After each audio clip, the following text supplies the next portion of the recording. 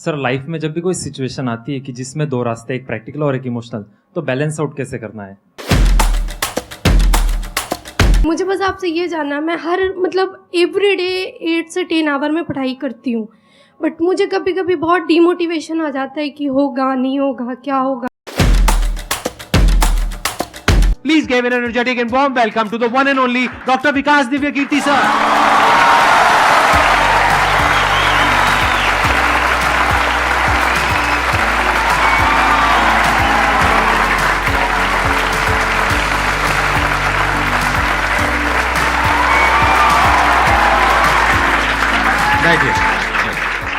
So, अब आप लोग जो चाहे जैसे चाहे इनसे क्वेश्चंस पूछ सकते हैं। सर लाइफ में जब भी कोई सिचुएशन आती है कि जिसमें दो रास्ते, एक प्रैक्टिकल और एक इमोशनल, तो बैलेंस आउट कैसे करना है? इमोशनल और प्रैक्टिकल में हमेशा विरोध नहीं होता है, कभी कभी साथ भी चल सकता है। और सिर्फ इमोशनल कुछ नहीं होता, सिर्फ प्रैक्टिकल कुछ नहीं होता, प्रोपोर्शन का डिफरेंस होता है। जब इमोशंस आपके दिमाग पर बहुत हावी हों तो फैसला करने से बचना चाहिए, स्पेशली बड़ा फैसला। छोटा तो ठीक है कि आपके दोस्त ने कहा कि दोस्त नहीं एक फिल्म देखेगा मेरे साथ, आप इमोशनल हो जाके देख ली फिल्म, क्या हो गया, कोई नुकसान नहीं होगा। पर कोई ये कहे कि तो मुझसे प्यार नहीं करते, शादी नहीं कर सकते मुझसे और हमने शादी कर ली, ये ठीक नहीं है। सिर्फ इमोशंस में आके बहुत बड़ा फैसला मत कीजिएगा, चाहे वो करियर का हो, चाहे पार्टनर का हो, चाहे कोई भी फैसला हो। प्रैक्टिकल इतना नहीं हो जाना है कि आप मशीन, रोबोट या पत्थर बन जाएं। क्योंकि आप कितने भी सक्सेसफुल हो, यदि आप इमोशनली सक्सेसफुल नहीं है, इमोशनली स्टेबल नहीं है, इमोशनली वेलबींग के स्टेट में नहीं है, तो आपकी सक्सेस किसी काम की नहीं है, एकदम मीनिंगलेस है। So the success in totality needs emotional happiness, emotional stability as well. इसलिए इमोशंस को खारिज करके जिएंगे तो शायद कुछ अचीवमेंट्स बड़ी हो जाएं, पर वो किसी काम की नहीं है। केवल इमोशंस पे चलेंगे तो हो सकता है कि अचीवमेंट जिंदगी में ज्यादा हो ना पाए। तो बैलेंस की बात है। और सबसे अच्छा तरीका है, जब बहुत इमोशंस हो, इंटेंसिटी बहुत ज्यादा हो, सिर्फ एक तरीका मैं जो अपनाता हूं, उस क्षण में फैसला नहीं करना है। कुछ भी हो, कोई कितना भी प्रेशराइज करे, सिर्फ इतना बोलिए कि मैं 24 घंटे बाद बताऊंगा आपको, थोड़ा सोचूंगा इस बारे में।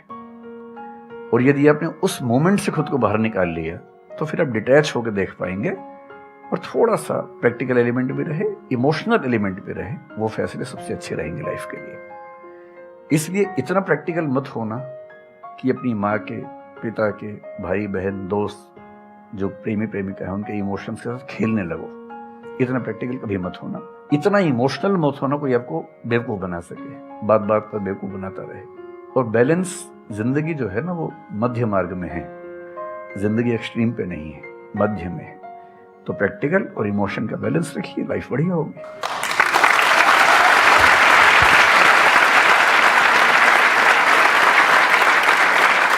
आपने सर इतने अच्छे से एक्सप्लेन किया, मेरे पास में कुछ है ही नहीं बोलने के लिए। यूजुअली मेरे पास में कुछ होता है ऐड करने के लिए, लेकिन आपने पूरा ही उसका ऐसा निचोड़ निकाल दिया। आपने YouTube पे इतना बोला कि सच में नहीं बचाऊंगा आपके पास।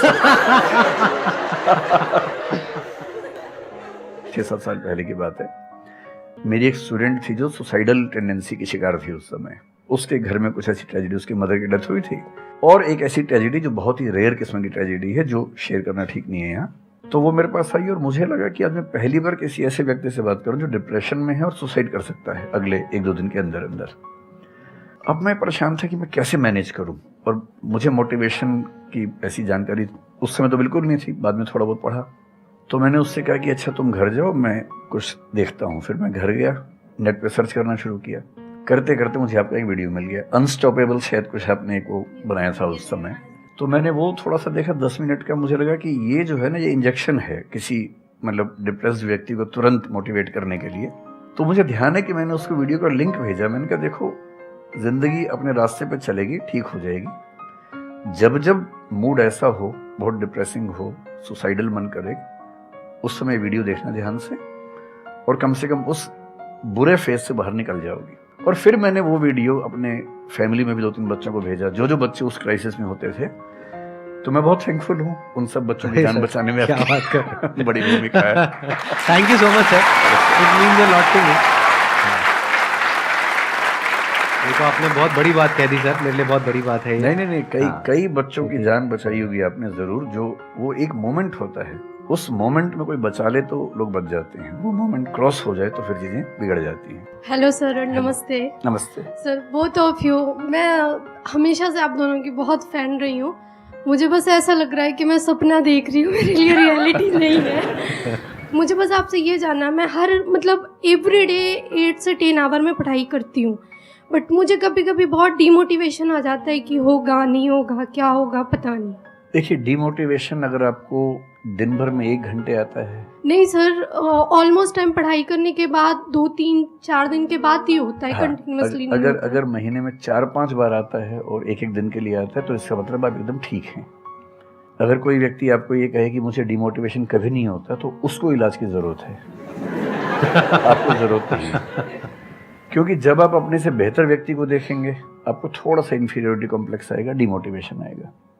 जब आप अपने से कमज़ोर को देखेंगे आपको सुपीरियरिटी कॉम्प्लेक्स आएगा, थोड़ा सा मोटिवेशन ज़्यादा हो जाएगा। जिस दिन टारगेट पूरा हो जाएगा मोटिवेशन आ जाएगा, जिस दिन टारगेट पूरा नहीं होगा डिमोटिवेशन आएगा। जिस दिन टेस्ट में आपके मार्क्स अच्छे आएंगे आप मोटिवेशन के साथ लौटेंगे, जिस दिन खराब आएंगे डिमोटिवेशन होगा। लेकिन ध्यान रखिए, जिस दिन आप मोटिवेटेड हैं उस दिन आप वजह बन गए कईयों के डिमोटिवेशन की। लगातार मोटिवेटेड होना एक मेंटल इलनेस की निशानी है और लगातार डीमोटिवेटेड होना डिप्रेशन की निशानी है। इन दोनों से बचना है। तो डीमोटिवेशन की बहुत हाइप है, इतनी हाइप की जरूरत नहीं है। थोड़ा बहुत हो, एंजॉय कीजिए उसको। और जब जब लगे कि जिंदगी बहुत खराब चल रही है तो मैं जो करता हूँ, अजीब सा लगेगा आपको, मैं कभी कभी शमशान घाट चला जाता हूँ। सर, मैंने ये सुनी है, आपने वीडियोस में भी कहा है। सच में चला जाता हूँ, या ट्रॉमा सेंटर चला जाता हूँ देखने के लिए। ट्रॉमा सेंटर में जाके 1 घंटा बैठ के आ जाइए, मोटिवेशन आ जाएगा। और शमशान घाट में जाके देख लीजिए कि हम जैसे हमसे कम उम्र के लोग वहाँ जल रहे होते हैं तो लगता है हम जिंदा तो हैं। अगर मैं थोड़ा सा कॉग्निटिव लेवल पर बात करूँ, एक बहुत बड़ा साइकोलॉजिस्ट हुआ, उसका नाम है ब्रेंटानो, कभी सर्च कीजिएगा उसको। ब्रेंटानो ने ह्यूमन कॉन्शियसनेस को स्टडी किया और उसने ये बताया कि ह्यूमन कॉन्शियसनेस की बेसिक नेचर है कि जो हमारे पास है वो हमें नजर नहीं आता, जो नहीं है वो नजर आता है। तो the consciousness of lacking something is the nature of human consciousness. इसलिए इसी बात को एक शेर में, बहुत प्रसिद्ध शेर में कहा गया है, दुनिया जिसे कहते हैं जादू का खिलौना है, मिल गया सो मिट्टी है, नहीं मिला वो सोना है।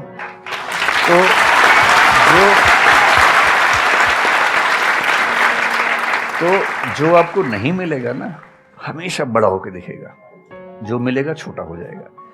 तो ईमानदारी इसमें है कि जब जब डिमोटिवेशन और डिप्रेशन हो, एक कागज लेके बैठ जाइए और एक तरफ लिखिए मेरी जिंदगी में ऐसा क्या क्या है जो दूसरों के पास नहीं है। पेज भर जाएगा पूरा।